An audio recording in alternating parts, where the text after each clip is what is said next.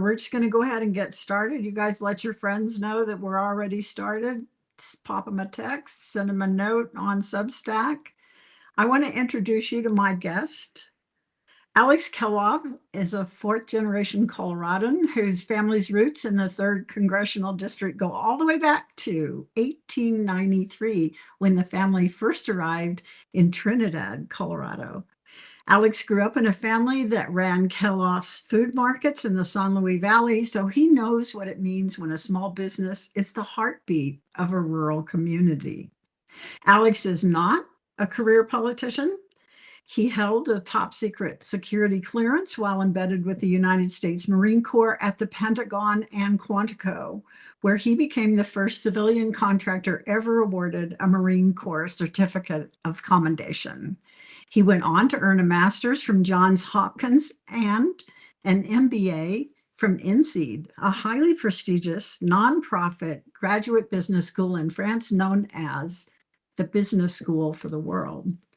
After that, he drafted the original business plan for Armada Skis, and he helped build it into a globally recognized brand. He's a lifelong outdoorsman, mountain biking, skiing, hunting, fishing, and he lives in Old Snow, Mass, which is near Aspen in the heart of Pitkin County ski industry at the foot of the iconic Maroon Bells.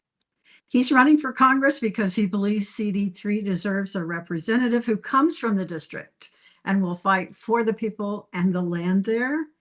One of 2 Democrats running in the primary for CD3, Alex Kelloff, is endorsed by John Salazar, the last Democrat to hold this seat. Please welcome Alex Salazar. Alex Kelloff. Alex Kelloff. Thank you. Good grief. I'd be proud to be part of the Salazar family, but I am not. Yeah, Ken and John, right. And so I need to mute that and thought I had that turned off. Sorry. Alex, your family has been in Colorado since 1893, 4 generations in this state. Your father spent 60 plus years at the National Institutes of Health and still goes to work every day at 83. Your mother was a guide and educator at the Smithsonian.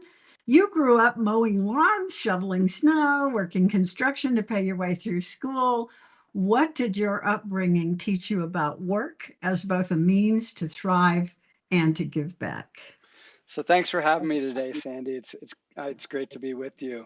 It's a Yeah, pleasure. I mean, I really was, I think you may have mentioned it, but my mother also went to high school in Grand Junction. So as you mentioned in my background, the family roots run deep in the district, but it truly is both my mother's family and my father's family were in different parts of the district. And so I was raised on those Western and Southern Colorado values.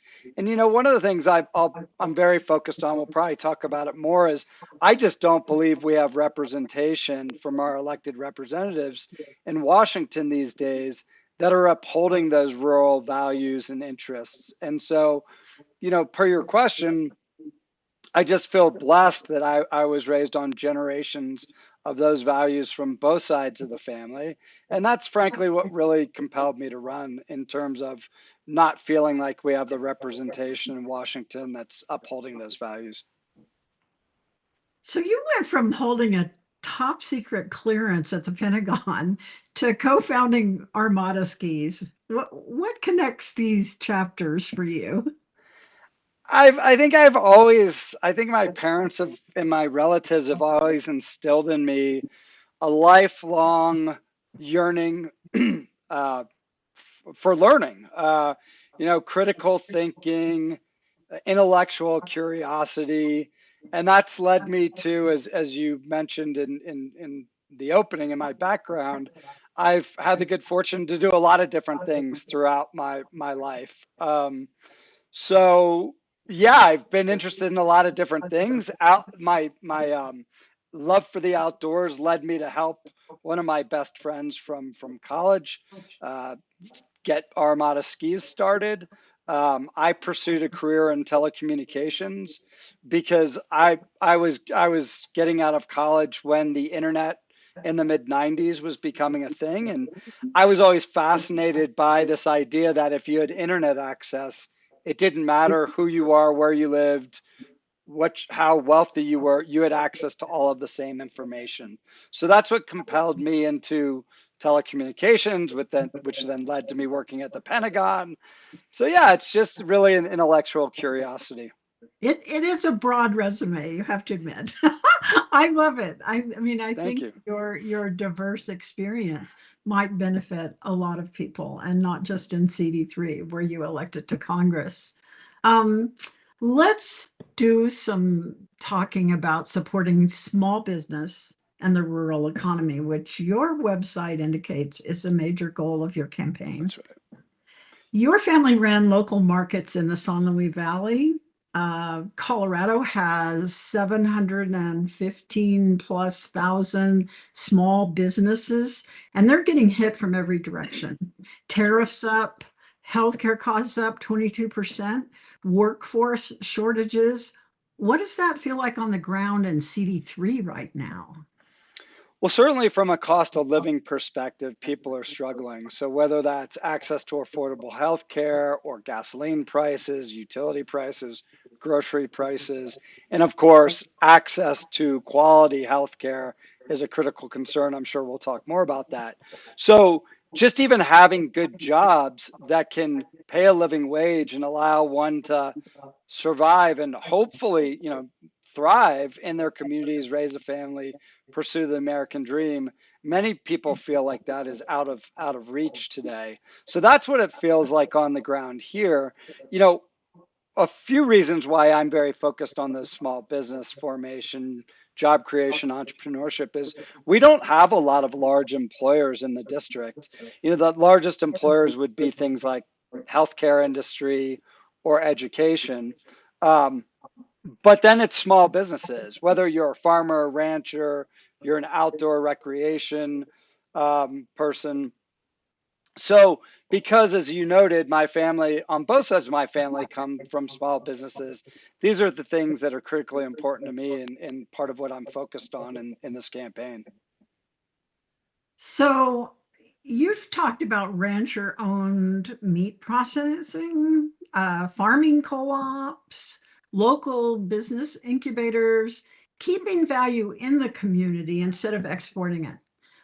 And Right. what does this actually look like legislatively? What can Congress do? It's a great question. Particularly what you're mentioning about co-ops. This was really an idea by Vic Myers, who's running in a House district here in Colorado, and he and I overlap because this congressional district is in the House district that he's running in, and this was really his idea, and I'm fully on board with it. And Hmm. the way I would look at it is creating vertical integration, if you will, from everyone from the ranchers themselves that are grazing their cattle, et cetera, then citing a feedlot in the district, in the county, all the way from processing plant and packaging. So it would really be that vertical integration and keeping that value of the whole value chain, if you will, in a county, in the district. Again, working with folks like Vic that would be taking the lead from more of a state and local government perspective to help incentivize that new business creation and job formation, keeping the value more locally, whether that's the San Luis Valley or other places within the district. It could also really affect quality control if all the processes stay with the origin source. So, a particular product could be known for its exquisite quality because it was not only grown there, but also processed there and developed there into a quality product. So Absolutely. I think that's a really great idea, especially for a district like yours. I'm going to talk about how your Republican opponent looks at your district. Sure. Jeff Hurd and other Republicans argue that reducing regulation and opening up resource extraction, oil, gas, mining, creates the real small business opportunity on the Western slope. How do you respond to the argument that environmental protections are themselves a barrier to rural economic growth? I mean, this is all double speak, spin. Frankly, it's lies. First of all, Jeff Hurd would have you think that natural resource extraction is the largest industry in this third congressional district. That's not true. It's actually outdoor recreation. And so when we talk about things like protecting public lands and our water, of which I know we're going to get to, all that does is take away and not protect when we're out there extracting for oil and gas or what have you. And so, you know, I think, look, I am not opposed. The oil and gas industries aren't going away overnight. I think long term, we need to seek a just transition to more clean energy and have that balance, of which we have abundant sunshine, as you know, in this state. There are places where wind, not, geothermal, particularly up in the northwestern part of the state in this district. So Jeff Hurd can talk about that. But look, let's also look in recent history when shale production became economic. We had many, many small businesses started. It tanked the price of natural gas. And then many of these local firms went out of business, or we've seen consolidation in the hands of just larger players that now control the market. So it isn't, all of what he says the benefits are, frankly, have not been realized if you look at history. So good answer. I want to come back to this in just a little bit, especially about the outdoor recreation industry. Sure. But before we do, one of the goals of your campaign that you mentioned is lowering the cost of living.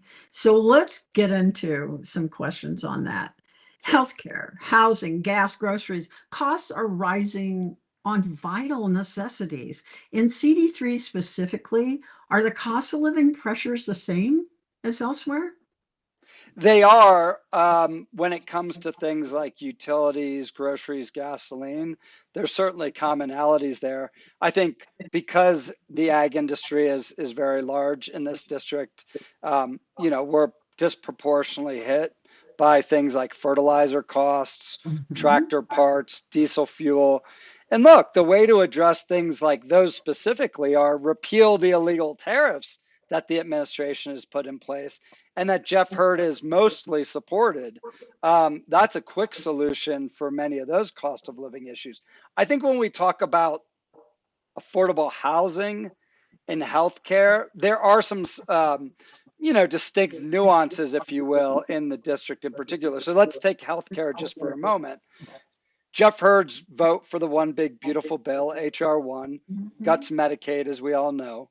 Our rural hospitals are critically dependent on Medicaid to run.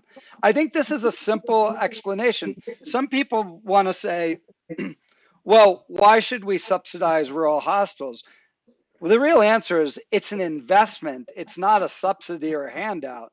And the investment we're making is that we, the American people, want food security, want to keep the raising of crops, the raising of cattle in our country. And to do that, it's in rural areas. And those ranchers and farmers, just like anyone else that lives in the community, rely on local hospitals, local healthcare, of which is the rural hospital. So either we as a country and we as a people decide that growing our food here domestically is important, and if the answer is yes, then we need to invest in our rural hospitals. But part of the affordability issue with healthcare right now is you had Republicans not they allowed the premium tax credits to sunshine and fall away, and then cuts to Medicaid and other program cuts are driving up the cost of healthcare. We're being hit by that disproportionately in this rural area, which is a little bit different than many other parts of the states. Yeah, you anticipated my question, but we scrubbed a bunch of research numbers. You have 13 rural hospitals in your district: Alamosa, Cortez, Craig, Fruta, Glenwood Springs, Gunnison, La Jara, La Junta, Pueblo, Rangeley, Rifle, and Trinidad. And HR 1 is projected to cut $10 billion from Colorado hospitals. That's 13 of them. That's a lot. That's going to be a lot of money. Some of your future constituents are also going to see the premium increases that you just talked about How do you talk to them about this on the campaign trail? I mean, we started campaigning. We started this campaign almost 13 months ago, and with the specific intent and part of holding Jeff Hurd accountable so that people understood what he stands for, what votes he's taking, what legislation he himself is putting forth as a congressman. And so it really is holding him accountable, ensuring people are informed about what the truth is.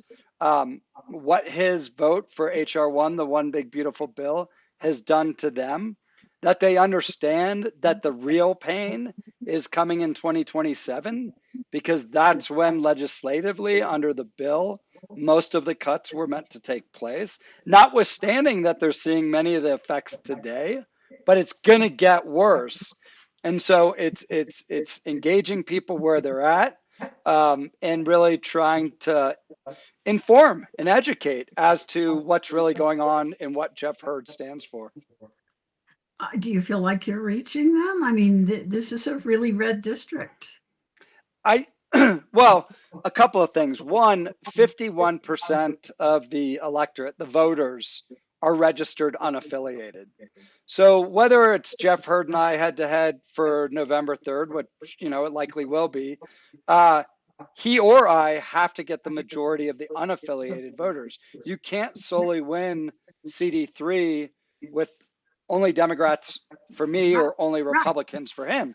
So increasingly, as we do events across this massive district, many independents and unaffiliates are turning out, and more Republicans are turning out to my events and saying that they're going to support me because they understand what Jeff Hurd stands for, particularly being complicit with this administration in particular.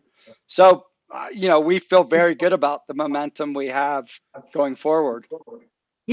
I live in CD4, so it's the same thing here. Yeah. It's largely unaffiliated, but they tend to vote red. They vote Republican. So maybe things are changing a little. I'm excited to hear that you have a lot of independents and even Yep. Republicans coming to talk with you. And that's what people want. They want someone who will talk with them and listen to them.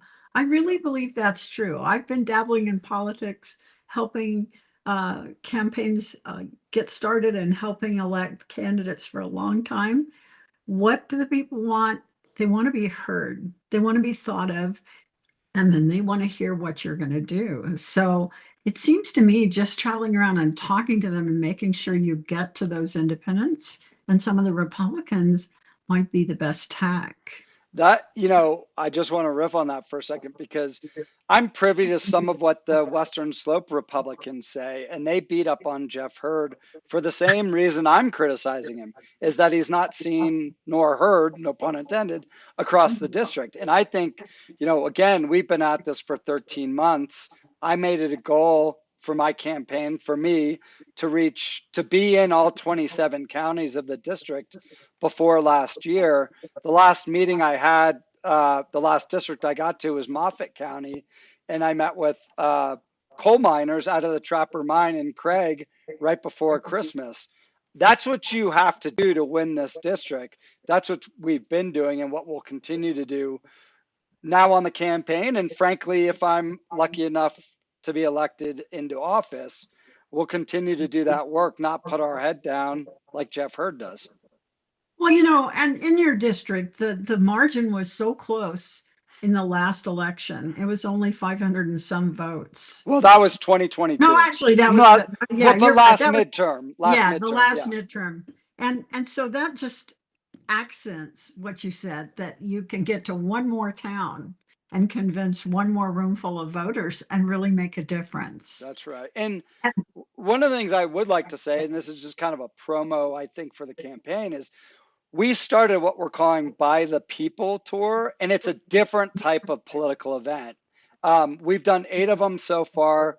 We'll do one tomorrow in Montrose, and we're going to do a total of about 20, maybe even 24 by the time we're done in mid-June. And what this is yes, I get up, I give a 5-minute stump speech, but then I moderate a discussion where I ask questions of those people that have come to see the campaign, I take notes, and then this really gives a chance to engage with people, ask them what they think. I answer questions along the way. This is all going to culminate in a report of our By the People report in mid-June, of which we'll make public for everyone to see. But that's exactly what you're saying, Sandy. Like, people want to be seen, they want to be heard, and we took that under advisement and put together this tour, and it's got great receptivity so far. I'm excited to hear about this process, and I want you to keep tabs with me as we go through and tell me how this is going. I wouldn't be surprised if some of your soon-to-be constituents don't have some innovative ideas too about their particular areas, and they just want to be listened to. That's And right. those things can be evaluated and, recreated, looked at. So let's talk about one of those issues where we really need some innovation. You've proposed investing in infrastructure, housing, water, energy, telecom, transportation as a path to lowering costs. Let's talk about how building a reservoir or expanding broadband makes life cheaper for a family in Gunnison or Montrose. Yeah. Yeah. So my whole career, 30 plus years, has been in the telecommunications industry, and it's building physical critical infrastructure. It's things like laying down fiber optic cable. These are construction jobs, construction projects. Oftentimes we employ trades in union labor. So it's something I know something about. I've also been involved in a number of innovative public private partnerships. And the reason I think that's important right now is, look, to build this infrastructure, whether it's like you mentioned, utility, energy, transportation, the like, dams, bridges, cost money. And we know with these federal cuts, we also know with our federal debt and deficit that there just isn't the money to fund this infrastructure, either new development that we need, but also just maintaining the existing infrastructure we have. So I think one of the ways we can do this is through incentivizing private capital to help fund, offset, or fully fund these projects, but do it in a way of which I have experience where the governance model of managing these projects or these investments is such that you have publicly elected officials at the local level partnered with the private capital that comes in to help fund these things, and therefore the taxpayers looking after, the local voters are looking after, they're not being fleeced by some developer coming in. And again, I think there are very innovative models to do that. And the last thing I'd say about this is, I think very inexpensively we can create a center of excellence at the federal government. I don't know, that might be under the Department of Commerce, where it takes best practices from around the country and around the world, frankly, and says, when you're building a new airport or you're building a new terminal at an airport, who did this most successfully? And so, if you're in Montrose, you can go to the Center of Excellence for free and find out, based on your circumstances locally, what model might work best for you. And therefore, we don't need to recreate the wheel. So those are, I could get more into the details, but those are some specific ideas I have around how we're going to build out this critical infrastructure we need in our communities. I think, though, if we're going to get federal dollars involved, we're going to have to get a majority because the current Congress is focused on tax breaks for the rich and spending cuts for the rest of us. So this is why every Coloradan, no matter what district they live in, should be concerned about who gets elected in CD3. So I know that our audience has people from my district here, and I hope from other districts. Let us know where you're from, because we want to flip all the seats in Colorado to caring representatives who are going to look after the people instead of look after the billionaires. Let's move on and talk about the topic that we started to touch on, which is protecting public lands. And we only started because we were talking about how outdoor recreation is such a vital industry, and that requires protecting some public lands. The beauty of Colorado draws tourists, outdoor recreation tourists, fishermen, hunters, people who just want to sit by a campfire and look at the maroon bells from all over the country and even the world. So let's talk about protecting public lands. You published an op-ed in Yellow Scene magazine. Yes, we've been researching you, Alex, arguing that outdoor recreation is a bigger economic driver in CD3 than oil and gas. You mentioned that before. Yep. What's the actual economic comparison? Do you have some? Oh, that's a great question. And I'm challenged offhand to give you the exact details around that.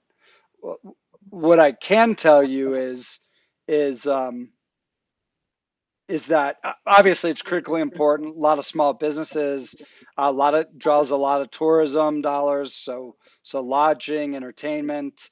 So it's vast across the whole district, everywhere from National Monument in Grand Junction to the sand dunes in the San Luis Valley. So a lot of Black Canyon of the Gunnison, in Gunnison County. So it's critically important, and these are under assault. And one thing I'd like to say about public lands, which is this is stating the obvious, but there are lands. They're the American people's lands. We, the people, own the public lands. So people need to understand that when we talk about this administration trying to sell off and lease off the public lands, they're doing it to you and I. It's our land. And I think sometimes that gets lost and people just don't seem to equate that. Yeah, we're not just landlords maintaining them. They're our treasures, they're our riches, and they're where our resources reside from. And if you talk to a small owner of a restaurant, an outfitter, somebody who has a few cabins to rent along a riverfront, or a hotelier, they're going to tell you how important the economy of economics, I think economy of tourism to public lands is, because they see it drop when, for example, there's no snow in the ski areas, or there's no water during kayaking season in the river, or when the trout are low, So we can see it as Coloradans. We Sure. know it's important, but we need Congress to know that and to help. So we need to send people to Congress who understand it. And Congressman Hurd's Productive Public Lands Act would force BLM to reissue 9 land management plans to open up drilling and mining. He calls it energy dominance. You Right. call it something else. Tell us your thoughts. Well, I think, look, we're blessed as the United States to be abundant in these resources, and we are the largest producer of oil and gas in the world. So we're fortunate we have that domestic energy security, particularly as we're fighting illegal wars of choice in Iran, and so notwithstanding that, we see our gas prices and our diesel prices climb significantly. So these are important industries. I don't want to make light of it. They aren't going away anytime soon. We do need a just energy transition to more clean energy. Uh, Being a lifelong business person, one of the things that disgusts me the most, and I think you could challenge any business person, Republican, Democrat, Independent alike, is that one of the worst things that this administration has done for business is just created this chaos and uncertainty about how investment, if investment is made in a clean energy project, and you have all of your permits and you begin to invest the money, you've hired people, you've hired unions to build it out, and then all of a sudden Trump just decides one day, because he's grouchy, that he's going to stop for whatever reason he comes up with. And it makes it very, very difficult for business people then to undertake new investments. And frankly, that's the same if you're drilling for oil and gas.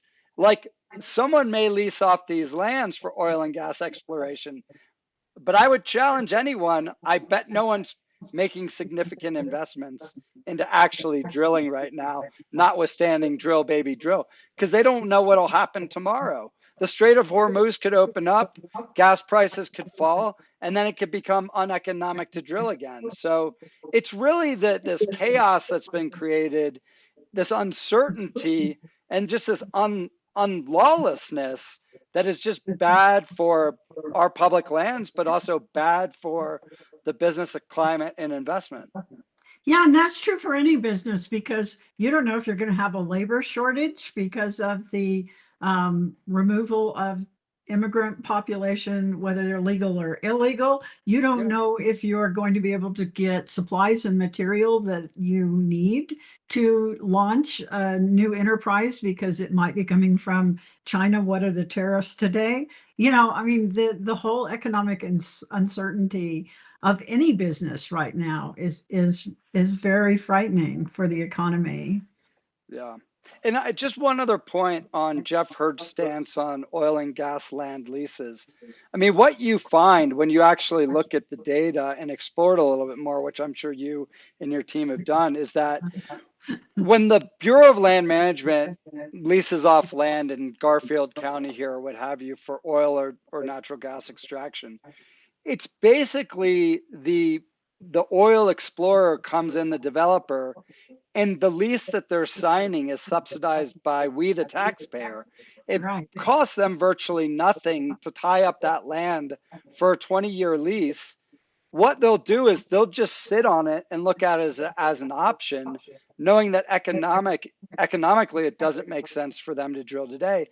And the US government, the taxpayer, doesn't really benefit until they actually start extracting that and selling the oil or whatever.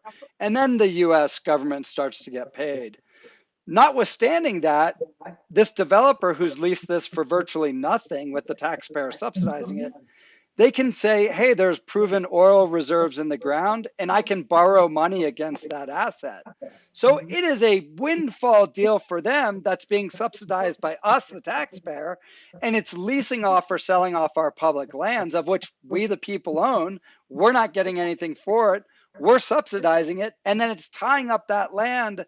So you're likely not able to hunt on it, hike on it, mountain bike on it, whatever. So Jeff Hurd will never talk about that. Yeah, and that's an interesting window into what happens when these land leases go up on the auction block, what, every year, every spring or so, is that Yeah, people can tie them up just so long as they can prove that they have the resources and the intent, but they never actually have to do the work. So, you mentioning that they can borrow against it is something I hadn't thought about, but yeah, wow, we're giving somebody a big break. Listen, we're talking about land. Let's talk about water. Water yeah, is a big issue to me. Every politician I have on this show, this is a big question I ask them. It's critical. It's the most critical resource, not only in CD3, but throughout the West. Meanwhile, let's just look at something in your district.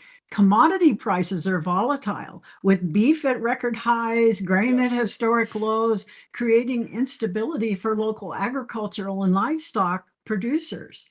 How do you balance the need to increase water conservation and protect wildlife and public lands with the economic demands of these two water and land devouring industries? Yeah. I mean, this has to be tough. This really has to be tough. This And we have got to find balance because we need both.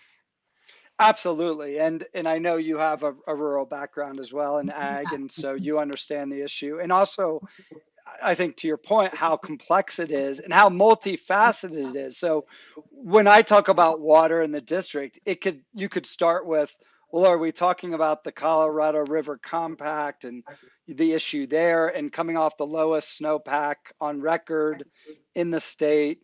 That's obviously affecting the compact. Let me touch on that for a moment. So 7 states that make up the upper and lower basin states share water out of the Colorado River. We need to come to an agreement as to how we move forward in the sharing of that water. We haven't been able to come to agreement at the state level. The thing I worry about the most, that I think most people do, is that we have the federal government come in and decide for us. And we know what will happen to Colorado if that's the case. We will get screwed, just like we've gotten screwed over many different issues. We can talk about lack of FEMA funding or voter rights otherwise. So that's one issue with respect to water in the district. I think, by the way, I think the solution there is we need a third party mediator to come in and have the states get together and work this out through negotiation through a third party mediator. So that's one aspect of water. Another aspect is certainly water consumption for, like we've talked about, outdoor recreation on the rivers, the wildlife, the fish, the riparian areas that are caused by these streams, or also irrigation for the ag industry. There, I think it's a little bit of, hey, coming off a low snowpack year, what do we need to do to ensure that snowpack going forward and for generations to come is sustained? I think part of that is obviously managing the climate, just transition to more clean, renewable energy over time. But it's also people that own the water rights. They view these things as public rights. I understand it. I understand private property rights. We need to create incentives so that people manage their water better. And they don't say, hey, it's my water. I can do with it anything I want. So I think it's more about creating incentives to manage water better rather than legislating how they should be using their water altogether. So that's another aspect. I guess the third aspect I would just say is part of what we're talking about infrastructure. We need to ensure that we maintain our infrastructure and or build new infrastructure to preserve that water. So whether that's maintaining ditches, dams, reservoirs, I think there's some critical investments we need to make that we haven't kept up with that maintenance, and we need to do so. I just want to say the current compact between the 7 states expired this year. And the thing that's going to happen is we're going to have to talk to each other in the light of a new day, because the existing compact was designed when we didn't have water issues. And so thinking that we're going to go along and be able to withdraw this much money for Arizona to keep developing and to give to Saudi Arabian uh, farmers for food for their horses, that kind of thing. No, we're going to have to reassess everything. I think in CD3, you have to understand that water is important for 7 states, but you also have to protect the agricultural and livestock industries that exist there because they feed us. I mean, and this is going to have to be all the way down the Colorado River. It has to take that into account. So we need to just sit down and drop a whole new plan. The old plan was based on abundant water, and that's not It the was case. also, yeah, it was based on some what became erroneous underlying assumptions. And the other thing I'd say, and this is a general statement, but it applies to the compact, is we need to base our decisions on science, right? And facts and You think? scientific facts. So, yeah. Yeah. So one of your, let's segue. One of your campaign website mentions is talking about getting money out of politics and protecting the right to vote. So we're really talking about trying to right the ship of democracy, which has gone aground, I would have to say. Let's talk about what overturning Citizens United could look like legislatively. Hawaii is taking this on at the state corporate charter level with the recently passed Act 011, I think, and it prohibits corporations from spending money to influence elections. And Montana is trying to do a similar thing, but by petition, because their legislators are not interested in the act. So the people are trying to get enough petitions to make it a ballot measure. What's realistic? Can we do something at the federal level, do you think, if we get enough right-thinking people in Congress? Or, how do we overturn Citizens United? Well, I think the key point was what you just made. If we get enough reasonably minded people, I think we could. I think in the political environment, very difficult. I love one of the sayings by Charlie Munger, who was Warren Buffett's longtime business partner who recently passed away. He said, "Show me the incentives and I'll show you the outcomes." Unfortunately, under Citizens United and the fact that corporate PACs and others, dark money, can give to campaigns, the incentive for people running for office is take that money because they think that'll lead to them winning. I want to make 2 points, and this isn't answering your question specifically. One is I'm taking no corporate PAC money. I've I only was going raised to ask you okay. that. I was I've going only to raised money from individuals, and frankly, most of those individuals have come from in district. But you and I talked earlier about how important it is that people want to be seen and heard. And I actually think that you look across, any of the special elections, notwithstanding these recent Republican primaries, I think those are a little bit different. Any of the special elections that were general elections, really since Trump took office, vast majority have been won by a candidate who raised less money than their challenger, right? So money is not everything. And I think it's going to become more important in these midterms and going forward that you're seen and heard, that you're meeting with people, that the campaign's out knocking doors, and people get that human interaction. I think honestly, it's that grassroots effort that's going to lead to reasonably minded people getting elected and then setting up to overturn things like Citizens United and the other important work that Congress needs to address. That's a good answer. We always ask candidates if they're a people powered campaign, and the reason is people should know. People should know who they're really representing. And I was glad that you volunteered that information because I was going to nail you on it. I was going to ask you. Well, good. So, on the same subject of righting the ship, last week the Supreme Court of Virginia struck down the congressional redistricting approved by voters in April. This week, the U.S. Supreme Court rejected the Virginia Democrats' emergency appeal. So, they're not going to hear it. It's dead. Let's be clear, this is not overturning a map. The people of Virginia held an election. They went to the polls. They said overwhelmingly with their votes that they wanted this. The court overturned an election. With the legal and legislative playing field so corrupted by the taint of money and power, plus gerrymandering and election denial, soul polluting the process, how do we move forward and protect the right to vote and the right to free and fair elections? I mean, again, and we could go on and on. There are dozens of things we could talk about that are really hard problems. I think, again, in many respects, it's incumbent upon we the people, we the voters at a grassroots level to push back.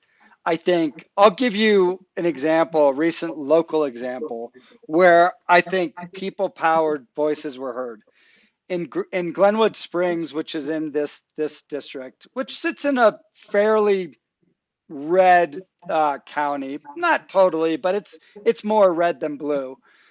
There was a planning and zoning commission hearing at the city level for an ICE detention facility, which has been there for 23 years, I believe. And it was a public hearing. I went and I spoke publicly, next to neighbors that spoke out against that the people in the community did not want the ICE detention facility. Furthermore, the municipality had the right to revoke a local permit for that facility to operate. And there were 6 commissioners, and it was clear from the county attorney saying that, look, you can revoke this license and try and shut down the detention facility, but the reality is that the federal government has jurisdiction to basically ignore you. And so, people were happy that there was this hearing. They could make their voices heard. That was important. In the end, the commission voted 5-1 to revoke the permit. And I they love did that. so. These are elected officials, right? And Yeah. they're in a more red area. At the local level, you see political courage. You see people standing up, listening and doing the right thing, and listening to their constituents. So, is the ICE detention facility going to be closed down? Maybe, maybe. It more likely now in that they voted the way they did to revoke the license than denying the revocation. So, look, I think whether it's voting rights or other things, it starts with the people. It starts with the people being engaged, being active, making sure they cast their votes, making sure their voices are heard, and it rises from the bottom up. That's wonderful to know. And we also need people who are listening and thinking about the people in Congress because the federal government has the greater power. And in instances like we've mentioned, where gerrymandering has become a problem, that people have tried to overturn it locally, and then the higher powers of the state, and then, even the Supreme Court have overturned the will of the people. So we really need to elect good candidates at every level, which is why we Absolutely. wanted to hear from you about your plans, your ideas. Thank you. And we're doing something at the end of these shows that I think has created the most interest from the clips that we put on Substack and on YouTube and social media. And I'm going to do that to you right now. I'm going to ask a very personal question Sure. as my closing question. And I want you to take your time, talk about it as much as you want. But I think this will help people get to know you, and it should interlace with all the things that we've talked about. Your family ran local markets in the San Luis Valley. These were places where people bought their food, where kids got their first jobs, where the owners knew your name. Stores like that are gone now in a lot of small towns across CD3.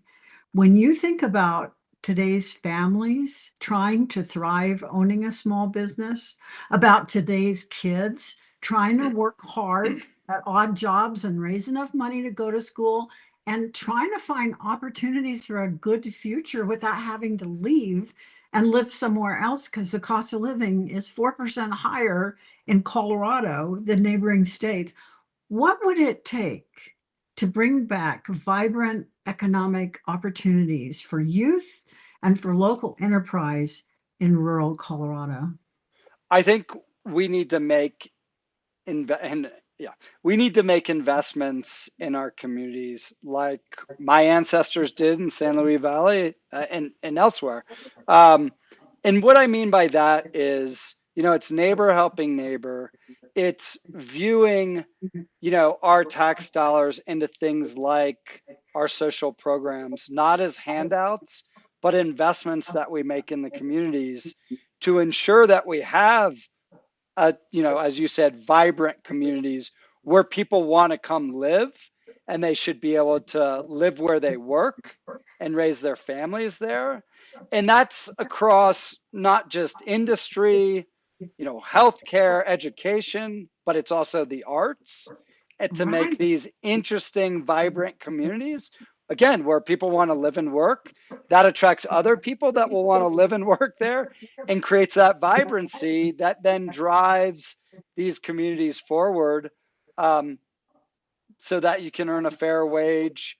We can build enough so that we can lower the overall costs, uh, and and I think that's how we get back to having these communities thrive, and just the diversity of the people in those communities, the diversity of thought, the diversity of jobs that are there, make our communities more resilient in that way. You were a kid watching your family feed a town. I mean, you were actually part of the process of building jobs and economy for an area. And this might inform you as a congressman about what's needed at the ground level across Colorado.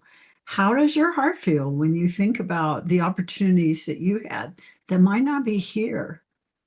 Well, I mean, I appreciate the question. Honestly, that's simply that was the motivation for running when I Trump love got, that.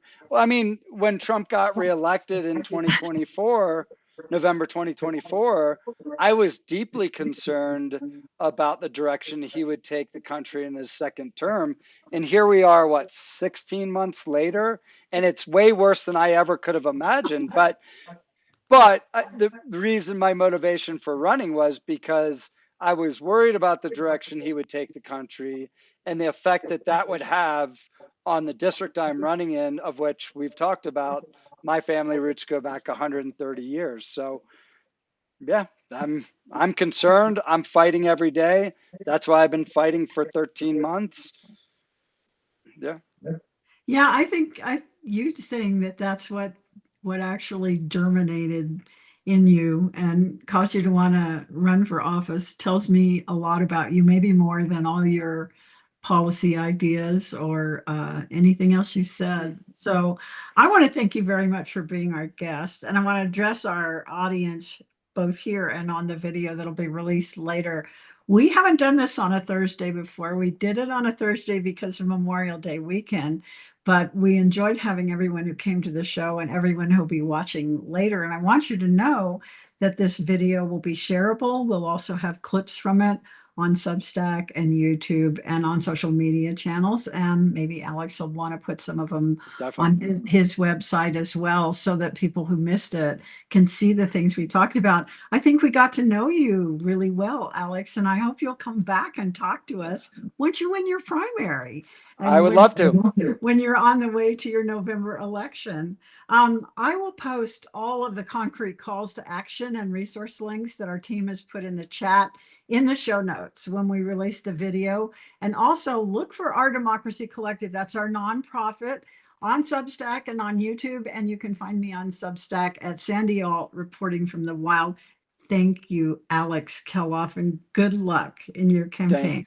thank you, Sandy. Really appreciate it, and happy Memorial Day to you and everyone else. Thanks so much. And thanks everyone who came. We love you all. And we'll see you on the video and at the next show. Come back, Thank okay, you. Alex? I will. I Bye. look forward to it. Bye bye.